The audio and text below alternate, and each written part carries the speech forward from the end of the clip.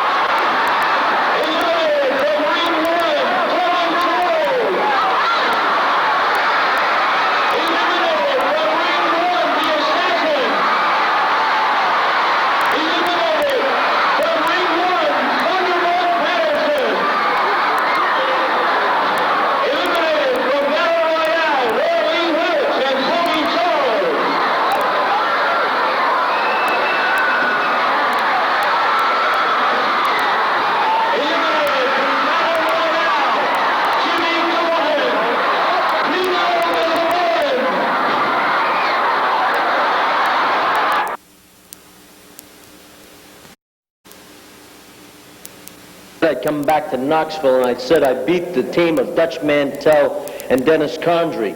The only thing is, now I feel very good tonight, but tomorrow I have to face myself in the mirror. You know, I have people out here in Knoxville tell me that Austin and I make a very good team, but tomorrow when I get up and all the bruises laid in, what Mantell and Condrey did to me, that isn't the bruise that I have to face. I have to look myself in the mirror and know that you were my partner. The only reason that you came with me was for bread, was for money, it was cabbage. That is the only reason the maniac Sullivan came with Austin Idol, because he has one thing in common with the heartthrob. He is money hungry. And I know it, darling, because I've been through hell with you. And that's the only reason I took the maniac, because I know what he is capable of. Wait a second, you didn't take the maniac. You asked for me. And the only truth you've ever said in your life is one thing. We have one thing in common. We are money hungry. And anybody that stands in my way or his way, it's all over, because we do like money. Friday night in Knoxville, Tennessee, June the 27th, the Assassins will be here, along with Harley Race. Harley Race defends his NWA World Heavyweight Championship title. Kevin Sullivan, Austin Idol, you signed for another match. The people of Knoxville didn't think this would ever happen again. Well, it's this simple. I never thought we could get in the ring without beating each other's brains in. You know, he's asked for me, he's begged for me before, and he's begged for me now. You know, I feel very good because I came to Knoxville and I did what I said I was going to do. I said I'd beat the two renegades, Dennis Condrey and Dutch Mantell. Well, I did. Tomorrow morning when I wake up, the only thing I regret is that I have to look myself in the mirror and know that he was my partner. But money talks. And the talk is, they talk about the Assassins being world champions at one time. They talk about them being the world's best team. Right here is the world's best team. And if I have to take this guy, I'll take him, because he's like me. He likes money. Let's have enough of that gaga. Let the record show that the team of number one, darling, the Universal Heartthrob and the Maniac did what they said. I took him and I made him part of the greatest all-around sports attraction that the world has ever known. And I don't care what you say, you know that it is true. I am the king of professional wrestling. I am the king. And in Knoxville, if it's Dutch Mantell, if it's Dennis Condrey, if it's Dusty Rhodes, Terry Funk, Guido Sammartino, I don't care. There's one thing I want from you, and I want your blood, your sweat, and your tears side by side. I paid you the bread. Now you hold up to your part of the bargain. The only thing I'll ever regret is that I did, and I am money hungry, and I have to agree with one thing. Austin Idol, you want blood, you want sweat, you want tears, you came to the right man. Assassins Friday night, you're going to see it all.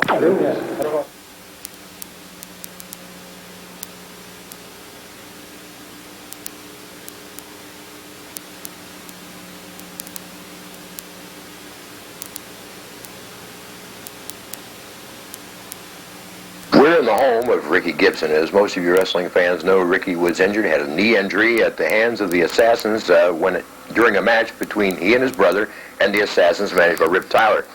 So, Rick, you've been in the hospital. You had an operation. I believe you had the cartilage removed from the knee, right? That's right, Les. I went in about 3 days after the match with the Assassins and Mr. Tyler, and they did take my cartilage out, and well, you can see as it is right now, it's swollen, but that's about the only thing that's really bothered me. I have no pain in it as it is, but let me say to the fans here that's watching this interview, Tyler, you not just cost me a lot of money, you and your men. You've cost me a chance at the heavyweight championship down there. It also cost me tagging up with my brother, and that's a very special thing to me. So, man, I want to tell you, when this leg here gets better, brother, you can believe I'm going to be in action. I'm going to be out there at 110%. I'm not going to come back early like I did the last time. I did come back too early. But now, Tyler, the stakes are going to be down on your men. If they'll just put their names down on the contract, when this leg's better, I'll be there, brother. Well, Rick, I think you were telling me that the doctors mentioned it would be probably 6 to 8 weeks before you'd be ready to go back in the ring, right? That's right. Well, I got about 5.5 weeks now. I feel, but like I said, I don't want to go back too early last. You know, I've had one cartridge tore in my left knee and had it operated on, and it's a very serious knee operation. But I had a good physician to do it, and they really took care of me, and I feel that it's going to be okay. You're going to start working this leg probably another couple weeks, right? Well, he said at least 2 weeks, yes. Okay, well, fine, Rick, and we'd like to come back, you know, and talk to you again in the next couple weeks. I'd love it. Come back. You know, it's late in this bed. You know, I don't have too many people coming by.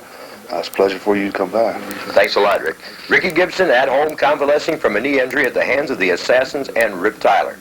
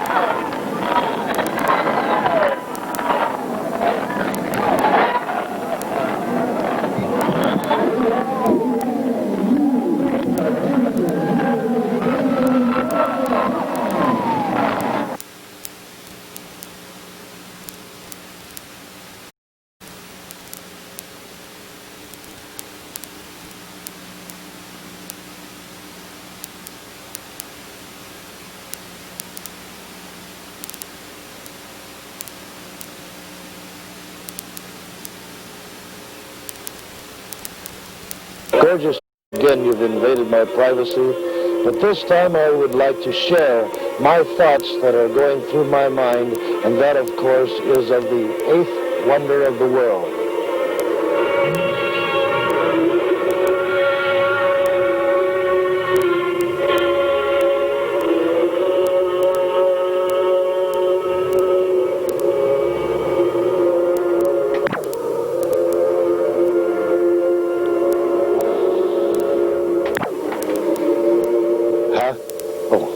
Ready? Yes. Once again, the privacy of the Gorgeous One has been invaded. I've been just sitting here listening a little bit of Beethoven, enjoying life, relaxing, and thinking of some of the finer things that have happened in my life. One of them I would like to share with you, and that is the 8th wonder of the world.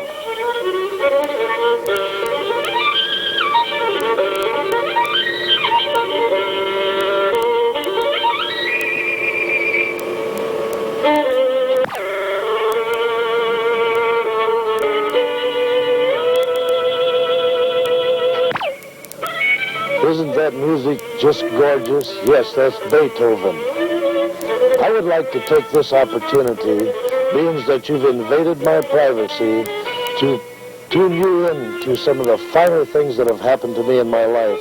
And one of them, the greatest, is the 8th wonder of the world, the Mongolian Stomper.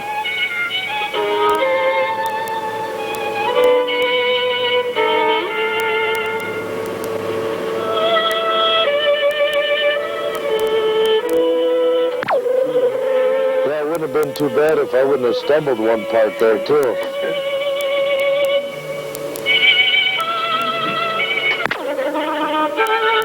Hello there, wrestling fans. Isn't that music beautiful? Something soothing to the ear. But now I would like to take this opportunity to show you probably the greatest impressive person in the whole entire world, the 8th wonder of the world.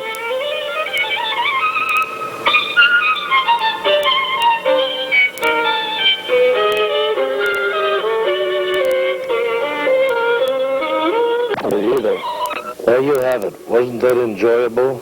Watching the 8th wonder of the world, the most impressive one human being that you have ever seen in your entire life, the holder of more world titles than any 10 professional wrestlers today. See you at ringside.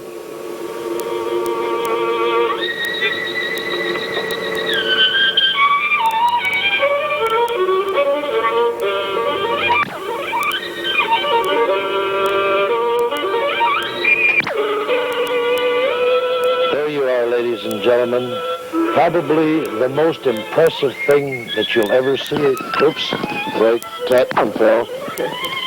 I wish I could lose that word probably right now forever. There you have it, ladies and gentlemen. A documentary on the 8th wonder of the world.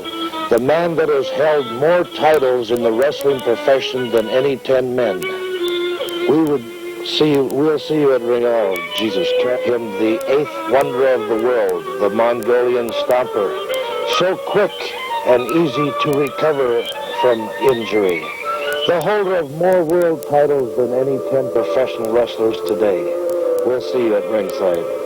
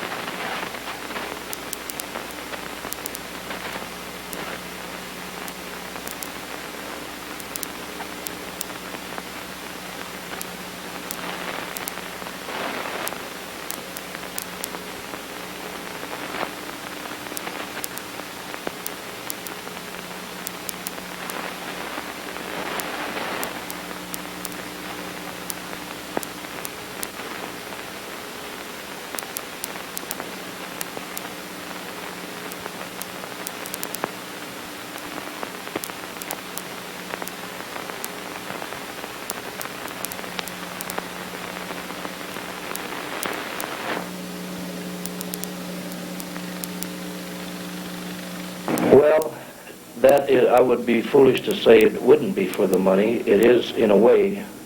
But then again, I have wrestling in my blood. There's been wrestling all down through my family. And it's just something that you grow up with and something that you put up with. And I actually enjoy wrestling because it's a physical sport.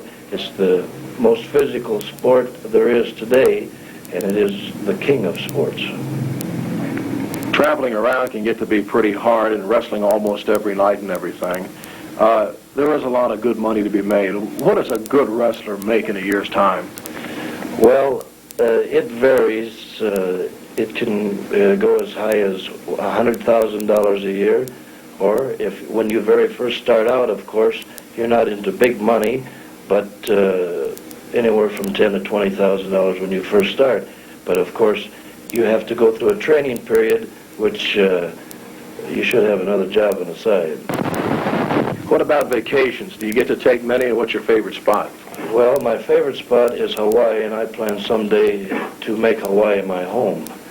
But as far as vacations are concerned, only when I feel that I can take time. I'm so busy, I'm booked 52 weeks a year. The place that I liked most was in Japan, where they turn out in thousands and thousands and thousands. And it's very exciting, very scenic, and they really get with it.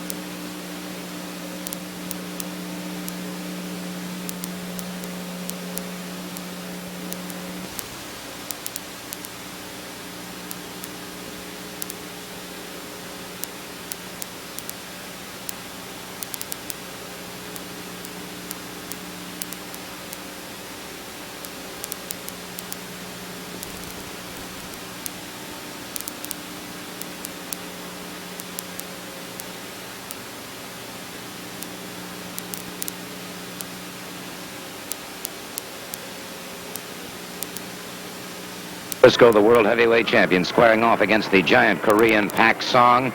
The world heavyweight championship at stake. This is the most coveted title in professional sports today. And obviously, Mr. Hart, I'm sure that you must be pretty nervous at ringside. Well, like you said, it's the most coveted belt in the world today. It's the world heavyweight champion. It's a lot of money involved, a lot of prestige. You go down in history as the best man of your time. And Dusty Rhodes, as you will see later, he's sitting over in the other corner. He will cost Pak Song Nam, the world's heavyweight champion, deprived him of returning to Korea as the world's heavyweight champion. Parts of this match have been filmed in slow motion in order to bring you a better view of the tremendous action that took place in this particular event. A good flying drop kick by Jack Briscoe, and there you see a snap mare, Pak Song's body smashing against the canvas, and Briscoe moving in very quickly, tying up his head, and Pak Song trying to break free. Well, you can see the reason Jack Briscoe is the undisputed world's heavyweight champion. There's Dusty Rhodes seconding at ringside, watching this match with a great deal of interest. You see, Rhodes, he never could beat Briscoe. He says he beat him 3 times, but he never really beat the man. And he's trying to deprive Pak Song of beating him. Excellent move as Briscoe ties him into an inside cradle, hooking that leg back, and here's where the tremendous power of Pak Song, some 270 pounds, able to blast his way, but Briscoe was on his feet, quick as a cat, waiting for him. Did you see how Song moved, though? He's a bit of a cat himself at 280 pounds. Briscoe high in the air, coming down with that avalanche on the upper leg of Pak Song, and your man is in trouble now.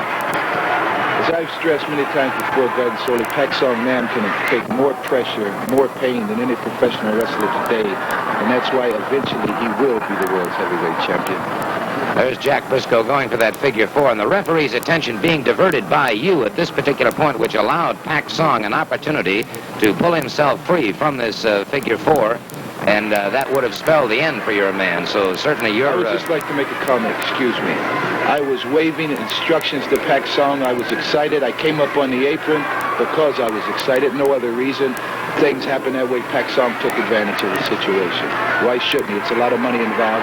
This is the world's heavyweight champion he's wrestling, Garden Soley, not just some preliminary wrestler. This is for all the money. Everyone wants to be world's champion. Pak Song, the tremendous chop across the throat of Jack Briscoe. Briscoe crashing the canvas now.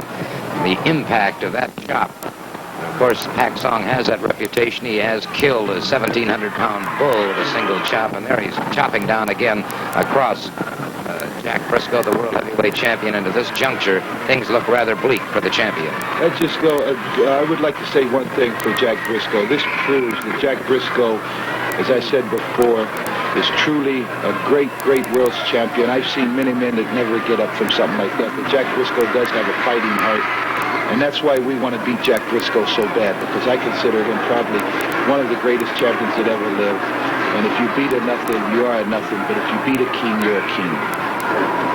Briscoe again in trouble here as Pak Song, the giant Korean, continues to press his advantage. A lot of punishment and a lot of abuse has been dished out during this match, and I might just say that, all right, excellent move by Pak Song. Got Jack Briscoe into a backslide. Briscoe able to power his way out of it. A count of 2 and a near pin, and I imagine at that point you thought you pretty well had it won. Well, as I said, Pak Song, he keeps driving and he keeps driving in. The man is in fantastic condition. There's not an ounce of fat on him or Jack Briscoe, either one. They're not big watermelon bellies like Dusty Rhodes. These two men are dedicated to their profession, and they'll fight as hard and as long as they can to take care of their opponents. Pak Song, if you notice, he stays right behind his man out of visual range, so Jack Briscoe can't see where he's coming. The big double chop. I don't know how Jack Briscoe's staying up. It's just completely heart would be the only thing to keep the man on his feet right now. He's all but unconscious right there. It's obvious. His eyes were skyward, and again, Pak Song moving in. And Dusty Rhodes has not moved during this entire juncture, but you've been all over that ringside, Mr. Hart. Well, Dusty Rhodes has nothing to gain or nothing to lose. I have $1 million or so, and to manage a world's champion. I've never managed a world's champion, and I want to manage a world's champion as bad as Pak Song Nam would want to be the world's champion, Garden. Chopping again to the throat. Now watch very carefully. Jack Briscoe brings him up. Backbreaker, and I must admit, this would have stopped an average opponent, but Pak Song is obviously not an average opponent. He's hurt, there's no question about it, but he does not give up, he does not concede. Well, as I said before, Garden, he wants to go back to Korea someday as the heavyweight champion of the world. Here is where you are interfering, and this caused Jack Briscoe to drop that standing guillotine, the abdominal stretch, and now that appeared to be a karate thrust directly to the throat. It was a chop on the side of the throat, Garden, which isn't karate. The official hurtled out of the ring at this juncture. You must realize, Garden, tempers flare, and it's so much involved. You want to win something so badly. And that, of course, was the bottom of the foot. Right behind the ear. If Pak, he's so intense on beating Briscoe. Oh, check it in the corner now. All right, there's Dusty Rhodes trying to get the official back into the ring, and here's where you seized an advantage, coming up behind Dusty Rhodes. Pak Song jumps out of the ring. Well, I tell you why we did this, Garden. I knew there would be trouble with Rhodes. He was at ringside to see that Pak Song didn't win the belt. Rhodes wants the belt as much as anyone else. I can't blame him for that, but when he has a match with Briscoe, we were never going to interfere. The referee getting back into the ring. Of course, the referee oblivious to much of what has occurred here. I might say that officiating, many times they're castigated for things that they are not responsible for whatsoever. And here, showing the tremendous strength, Jack Briscoe off balance to pick up a 270-pound man, whip him over his shoulder down onto the canvas after a grueling match that he's been in. I think this in slow motion shows you the tremendous physical condition, the stamina these men have. Now, Mr. Hart, I don't think there's any way you can excuse what you did. I didn't, Garden. I pulled his leg. I want to be the world's heavyweight champion. I want Song to have the belt. I'll do anything in my power to see that he has it. And the ref, now looky there. Now let's bring this out. Let's bring this out. Now, I think we just sort of evened up the score, don't you? Well, Dusty Rhodes certainly evened the score there, and he's after you. That goes back to what I was saying before, Garden. He wants the belt. He doesn't want us to have it. The referee in the count of 3 now as Jack Briscoe in a lateral body press over Pak Song. And Mr. Hart, at this point, it's obviously that you are a totally frustrated man. No comment, Garden. Well, there you have it.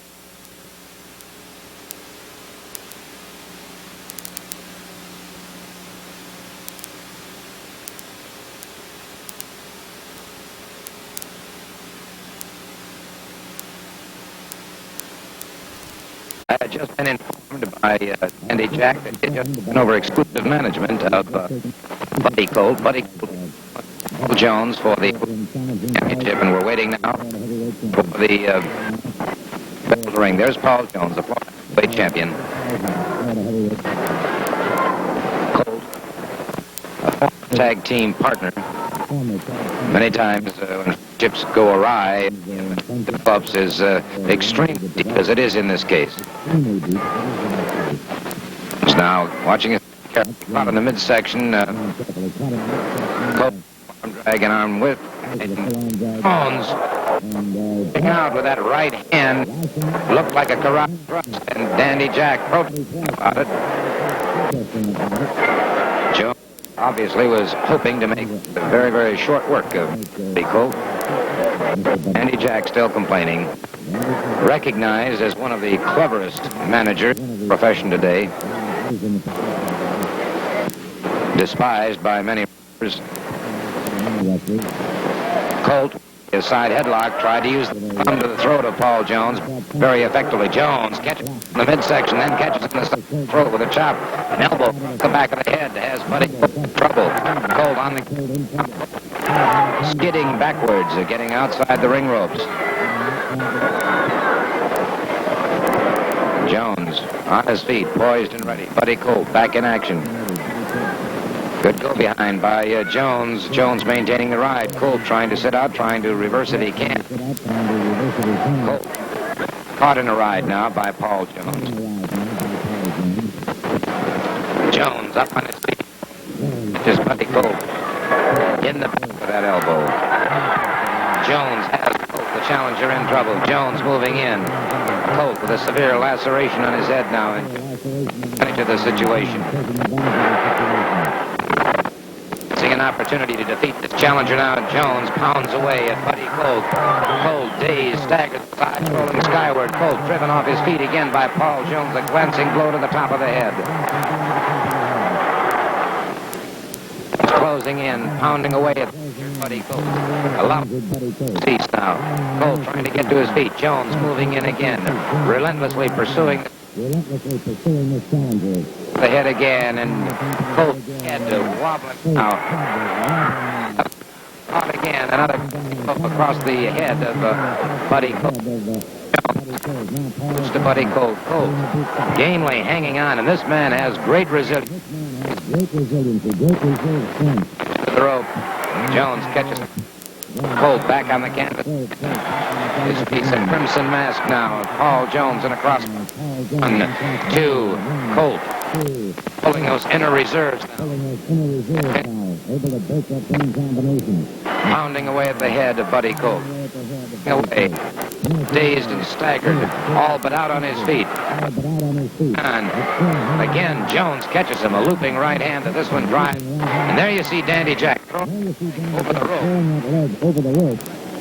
Calling the referee's attention to it. Referee now. Dandy Jack outside the ring with Buddy Colt.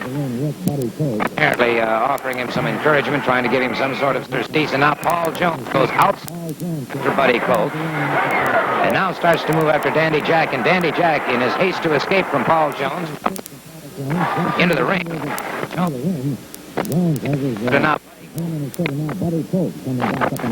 Distracted. Now watch Buddy Colt carefully. He